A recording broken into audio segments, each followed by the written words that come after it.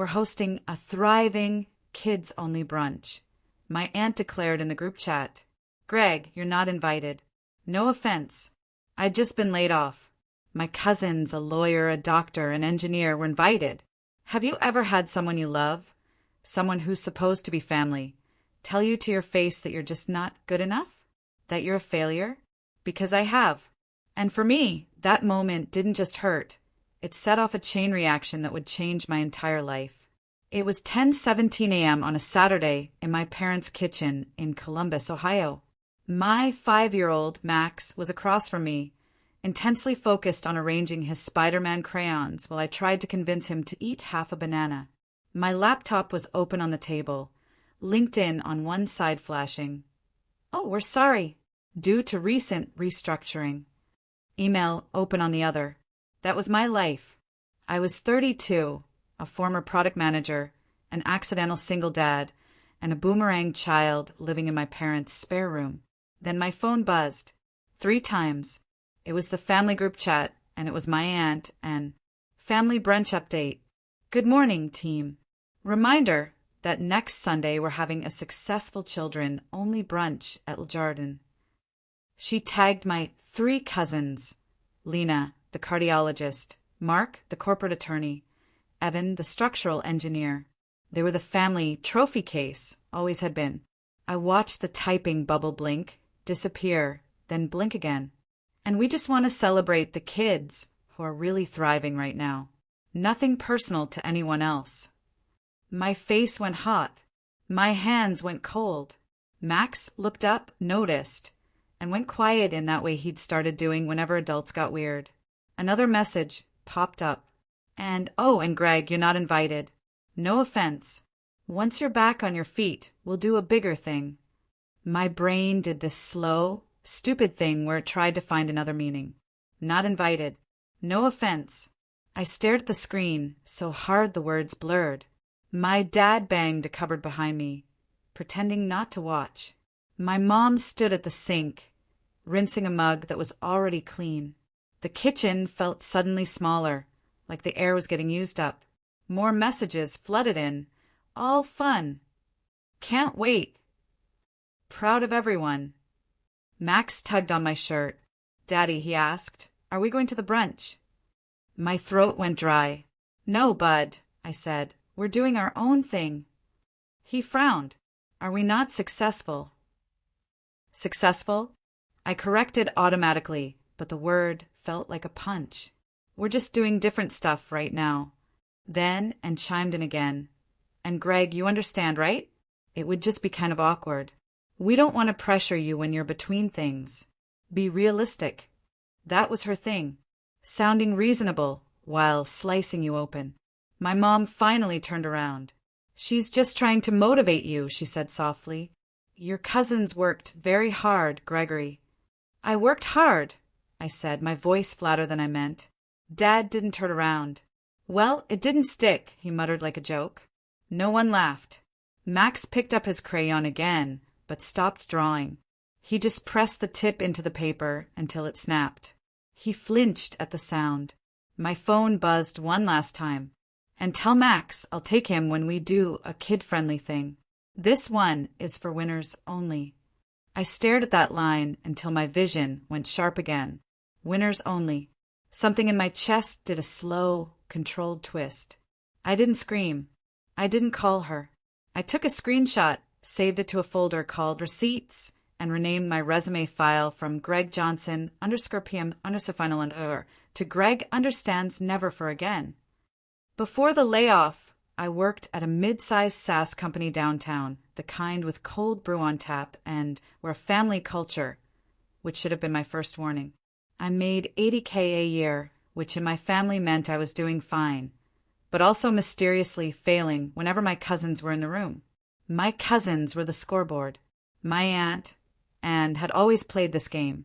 She'd helped pay for my college, $800 spread over 2 years, and never let me forget it. "Family invests in family," she loved to say. "We just expect a return in the form of pride." Pride looked a lot like control. Years before, in high school, after SAT scores came out and had said to me, 1280? That's solid. Not everyone can be top tier. We need people who try hard, too. Everyone laughed, so lightly you could almost pretend it was harmless. I learned to laugh with them. I also learned to swallow. When Max was born, things temporarily softened. I was 27, terrified, and suddenly responsible for a 6-pound person who made goat noises in his sleep. His mom lasted 9 months and decided motherhood wasn't for her. "It's not you," she said, crying in the parking lot of our apartment. "It's this whole life." So it was me and Max, and showed up with a carload of baby stuff and a speech. "We'll help," she said, patting a box of diapers like it was a contract. "Family helps, but you need to think long term. Stability, real career, no more little side projects." I nodded, exhausted, grateful. A month later, when I asked to borrow $200 for groceries after Max got sick and my PTO ran out, she gave it to me. And then she told the story at Thanksgiving. "And of course we helped," she said, carving the turkey like a CEO, slicing budget items. "But it's just not sustainable when someone can't manage their choices." Everyone looked at me. I focused on cutting Max's food into tiny squares he didn't eat. He watched her with that solemn baby stare. The thing about kids is they absorb who's above them before they can spell it. The family language was everywhere. Let's keep things smooth. Don't make a scene. Family helps winners. Be realistic. Anytime I wanted something, time, money, basic respect, it somehow threatened smooth. When I got the email about the layoff, I knew exactly what words were coming. I sat at my desk, surrounded by plants my co-workers abandoned that morning. The subject line, "Important update regarding your role." My brain counted the sentences before the word "unfortunately." I drove straight to my parents' house. Max was at preschool. I sat at their kitchen table and told them. Mom covered her mouth. "Oh, Greg." Dad shrugged. "You'll find something. You're smart." It almost felt kind for about 30 seconds. Then Dad asked, "How long is severance?" 3 months, I said. He nodded like that was a timer, and came over that night with takeout and a look on her face like she was arriving for a consultation. "This might be a blessing," she said. "Now you can aim higher." "I like my job," I said. She waved that away. "You were stagnating. You need to think like Mark, like Lena. They didn't get where they are by clinging to comfort." Translation: layoffs were my fault for not being more like her children. I told myself it was temporary. The debt, the moving back home, the way my son's car seat ended up in my parents' garage instead of our own. I thought it was temporary. I'd tell myself that at 2 a.m., scrolling job postings while Max snored beside me on the futon. It wasn't. Every time I needed help with childcare so I could interview, it came with a lecture. Every time I mentioned a startup idea, an app I'd tinkered with for years that helped small businesses manage customer feedback, she'd say, "That's cute, but your son needs security, not experiments." The odd part was I believed her more than I believed myself. For a long time, until the brunch message, until I watched my kid snap a crayon in half because he thought we weren't successful enough to eat pancakes with our own family. That was the first time the word temporary started to feel like a lie. The brunch itself was worse than the invite. I didn't go, obviously, but Instagram did. That Sunday, my feed was a highlight reel of clinking glasses, avocado toast, and my aunt's caption, celebrating our hardworking, high-achieving next generation. So proud of my doctor, lawyer, and engineer. No mention of me. No mention of the kid who was currently building a tower out of cereal boxes in my parents' living room. Max climbed onto my lap. "That's Cousin Lena," he said, pointing. "Is that the successful brunch?" "Yep," I said. "Why are we not there?" "Because we're eating pizza rolls," I said. "Way superior." He laughed, but it was thin. Then Wave, one of the pressures, started the next day, and called while I was on my 10th job application of the morning. "Hey, champ," she said. "No one who calls you champ at 32 thinks you're winning." "Hey," said. "I wanted to make sure you weren't taking the brunch thing personally," she said. It was just meant to light a fire under you. Calling my cousins real winners and excluding me is motivational? She sighed. Greg, you have a child. You can't afford pride. I did you a favor by being honest. I stared at the "Your application has been received" screen and felt my jaw clench. What do you want? I asked. She didn't even pretend it was nothing. I know someone at Horizon Logistics downtown. They need operations people. Solid salary, good benefits. I can probably get you an interview. Probably. I asked. There's a catch, I said. There's an expectation, she corrected. If I stake my reputation on you again, I need to know you're going to commit. No more side hustle nonsense. No more app ideas. No more, maybe I'll start something. You get a stable job. You work your way up. You make us proud. You be predictable. My app, open in another tab, suddenly felt like contraband. I'm not a teenager, I said. You're a father living in your parents' house, she said, her voice turning sharp. Let's not play pretend. My teeth itched. I'll think about it, I said. You'll say yes or no by Friday, she replied. Real adults can commit to a plan. When we hung up, I opened the Notes app where, for 2 years, I'd been adding ideas for the startup. Features, pricing models, notes from the one small business owner who beta tested a janky version and said, if you ever make this real, I'll pay for it.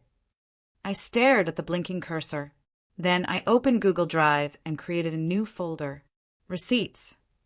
I dragged the brunch screenshot in.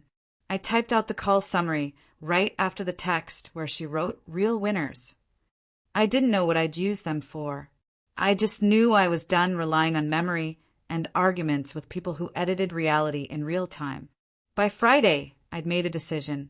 I turned down her probably interview.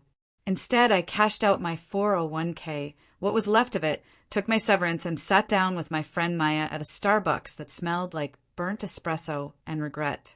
Maya was a back-end engineer I'd worked with at my old company. She'd been laid off, too. You're serious? She asked after I laid it out. Half serious, half terrified, I said. She looked at my mock-ups, the scribbled wireframes. It's not a bad idea, she said. Small businesses are flying blind on feedback. If we could make this usable. We can't, I interrupted. If we go all in. We spent 3 hours breaking my idea into something that looked like a product roadmap. Then we drafted a tiny, naive pitch deck. I went home exhilarated and nauseous. That night, I told my parents. Mom wrung her hands. A startup, Gregory? Now. Dad shook his head. Do you have any idea how many businesses fail? Do you have any idea how many people I've watched get laid off from stable jobs? I shot back. They both glanced at Max, asleep on the couch. You're gambling with his future, Dad said. I felt it like a slap. Then wave 2 hit, and called the next morning before I'd even had coffee. I heard you turn down Horizon, she said, and you're doing some app thing instead. Who told you? I asked. Your parents are worried, she said, ignoring the question. And honestly, so am I. She launched into a speech about statistics, about failure rates, about delusions of grandeur. Then she dropped the actual grenade. I've been subsidizing your rent for 3 months. You know that, right? I blinked. What? The little discount your parents gave you on the family rate? That difference has been coming out of my pocket because I believe in supporting family. News to me. I can't keep doing that for someone who won't help himself, she said. So, starting next month, the rent goes to market. $1,300 to $1,800. It's still generous, considering the neighborhood. That's a $500 jump, I said. I'm building something. I don't even have customers yet. Then maybe you should get a real job in the meantime, she said. Are you trying to force me into Horizon? I asked. I'm trying to get you to grow up, she snapped. I can't subsidize you playing CEO. Max was in the hallway, pretending to drive his toy car along the wall. He'd stopped making engine noises. He was listening. Okay, I said slowly. So, just to be clear, are you raising the rent to $1,800 next month? She huffed. Don't make this adversarial. We're all just doing our best. It depends how things look. Let's just say somewhere in that range. I need an actual number. And don't be so rigid, she said. Life is about being flexible. We're helping you. Helping by making my housing unpredictable. When I hung up, I found Max sitting on the floor, car in his hands, staring at the wall. Are we in trouble? He asked quietly. No, I said. We're just changing plans. That night, after he went to sleep, I logged into my bank account and took another screenshot. Then I wrote everything down, dates, amounts, exact phrases. That's when I stopped arguing and started documenting. I wrote at the top of a new note. 2 weeks later, Maya and I got into a tiny local accelerator. 10 startups, 10 weeks, a bit of funding, a lot of pressure.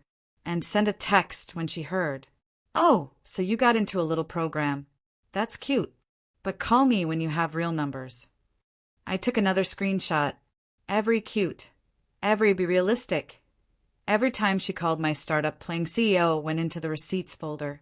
By the time Max turned 6, we had a product in beta, 3 paying customers and more month left than money. But for the first time in years, the thing keeping me up at night wasn't shame. It was possibility.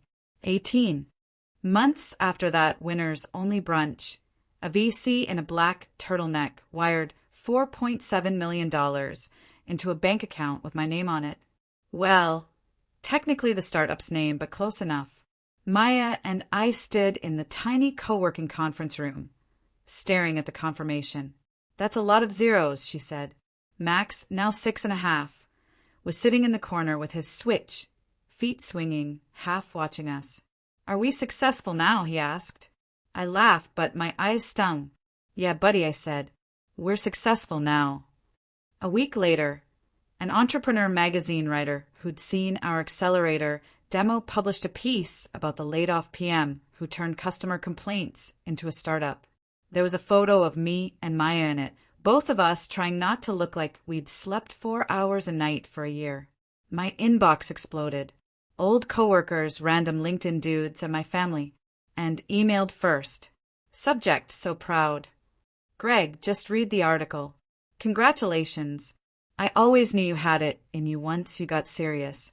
We should do a brunch to celebrate your success and talk about how to bring this into the family office. Your cousins have skills you could really leverage.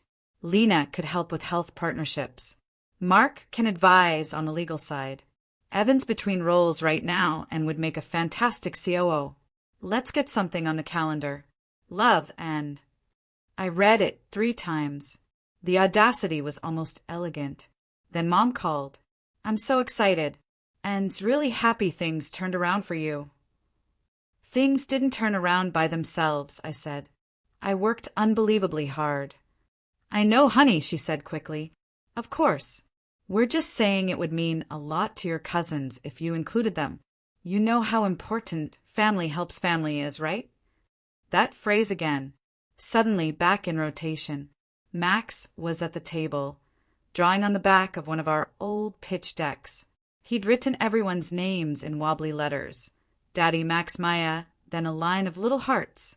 I looked at that, then at my mother's name on my phone, then at Anne's email. Mom, I said carefully, do you remember last year when, and said Max could come to the winner's brunch once I got back on my feet? She hesitated. She was just stressed. Do you remember? I repeated. Yes, she said quietly. And when she jacked up my rent because I wouldn't take the job she wanted. That was complicated. It was leverage, I said, and I'm not doing that again. Silence. Greg, don't throw away your family over hurt feelings, she said finally. They always called it feelings, like that was all it was. Don't worry, I said. I'm not throwing anything away. I'm collecting it. That night, I sat at my desk and opened the receipts folder. It was full. Screenshots, texts, voicemails. I transcribed the brunch invite, the rent threat, the playing CEO line. Then I opened another folder. Legal. Maya's older brother, Rob, was a lawyer. He'd been quietly sending me templates for months. Founders' agreements, equity splits, and one more thing. A will and guardianship packet. Founders with kids need this, he'd said. If you get hit by a bus and your company is worth anything, sharks show up. Sometimes they're related to you. I'd laughed at the time. I wasn't laughing now. The next afternoon, I sat in a small law office that smelled like paper and coffee. Rob slid documents across the table. Okay, he said. Here's the guardianship clause. I read it. In the event of my death or incapacitation, I designate Maya Rivera as the primary guardian of my son, Maxwell James Johnson. I explicitly exclude Ann Whitaker and her descendants from any custodial or financial authority over my son or my estate.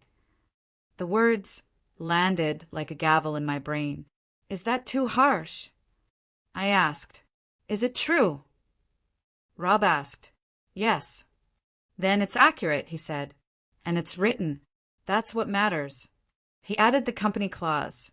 If anything happened to me, my shares would go into a trust for Max, managed by Maya and an independent trustee.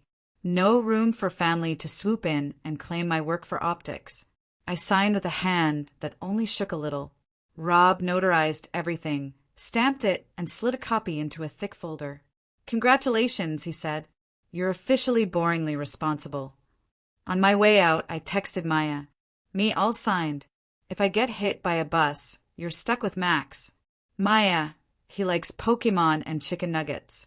I'll manage. When I got back to the office, the team was setting up a little celebration. Not the whole team. There were 8 of us now, but enough people to make a room feel full. Surprise! Maya said when I walked in. There were bagels and sparkling water, because we weren't actually rich yet. Max was there, too, perched on a chair, knees bouncing. He wore the one button-down shirt he owned. Daddy, he said, is this our successful brunch? I looked at the table, at my team, at the entrepreneur article printed out and taped crookedly to the whiteboard. Yeah, I said, this is our successful brunch. The next day, I created a new EV event. Brunch. Successful children only. Location. Jardin, the same place and had used. Guests. Me, Max, our team, 2 friends who'd babysat when I couldn't afford to pay them. The neighbor who brought us groceries when my card declined. No extended family. The invite list was noticeably short on purpose. While the RSVPs came in little can't wait and so proud of you, notes that didn't hurt, I drafted one more thing. A message in the family group chat. I didn't do a speech. I didn't write paragraphs about my feelings. I attached a photo of the entrepreneur article, a screenshot of the $4.7 million wire, account numbers blurred, and a redacted copy of the guardianship clause. Then I typed one sentence. For clarity, I'm doing well. Max is safe and effective immediately. None of you are involved in my finances, my business, or my child's life or care in any capacity. My thumb hovered for half a second. Then I hit send. The read receipts lit up like a Christmas tree. And, excuse me? Mom, Gregory, what is this? Dad, this is disrespectful. Mark, this feels unnecessary. We're family. Lena, you're overreacting. We were just trying to push you. Evan, dude. I didn't reply. 30 minutes later, my phone buzzed with a call from Ann. I let it go to voicemail. Then another from my mom. Another from Dad. Someone pounded on the office door downstairs. Maya peeked through the glass. It's a woman in a blazer who looks like she wants to. Looked furious, she said. I didn't have to ask who. Tell her we're in meetings. I said, that's not technically. I'm the CEO, I said. Make it technically. Maya snorted and walked away. For the first time in my life, I had something stronger than their disapproval. I had boundaries and paperwork and brunch plans that did not involve being measured. I picked up Max from school that afternoon. On the way out, I stopped at the office and updated his emergency contact form. Under, who is allowed to pick up this child? I left my name and Maya's. Then I drew a line through grandparents and other relatives. The secretary glanced at it. Big changes, she asked. Big protections, I said. It felt like closing a door that had been hanging open for too long. Our brunch wasn't fancy. Jardin looked different when I wasn't imagining my aunt judging every plate. They sat us at one long table by the window. 8 adults, 1 kid, a lot of light. Maya raised her mimosa. To Greg and Max, she said, for being too stubborn to quit. Glasses clinked. Max tapped his orange juice against mine like it was a big ceremony. Are we the successful children now? He asked. Yeah, I said. Everyone at this table is. He thought about it, then smiled and went back to his pancakes. His shoulders looked looser, like he wasn't waiting to be judged anymore. That felt better than any article or wire transfer. 2 weeks later, my mom showed up at our new 2-bedroom near the office, holding a Tupperware of lasagna. Can we talk? She asked. Max was at the table with his Legos, listening without looking. I've got 10 minutes, I said. She sat on the couch. This place is nice. You've done well. Your father is upset and is furious. They feel blindsided. They've been blindsiding me for 32 years, I said. You know they love you, she whispered. They love what I represent when I make them look good. That's different. I asked if she remembered the winner's only brunch and how Max was conditionally invited.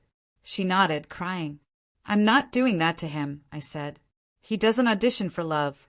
Not from me. Not from anyone. I miss you. I miss Max. You're welcome in our life if you're kind and done ranking us. I won't trade his safety for their comfort. A month later, and emailed, offering a big family brunch at Jardin to clear the air. No apology, just logistics. I replied, we won't be attending. Access to me and my son is not a family right. It's a privilege based on respect. Take care, Greg. Then I closed the laptop and went to help Max find the missing wheel for his Lego spaceship. Our life now is small and big at the same time. A small circle, big piece. People who show up without keeping score. When people ask about my family, I say, my son and I have good life. We're building something. The people who get to be part of it are the ones who don't need us to shrink. And if anyone tries to make us audition for basic kindness, I can look them in the eye and say calmly and completely, I'm not available for that anymore. So, after hearing all that, I have to ask, have you ever had to draw a line with family like this? What would you have done in my place? Tell me what you think in the comments. I really want to know.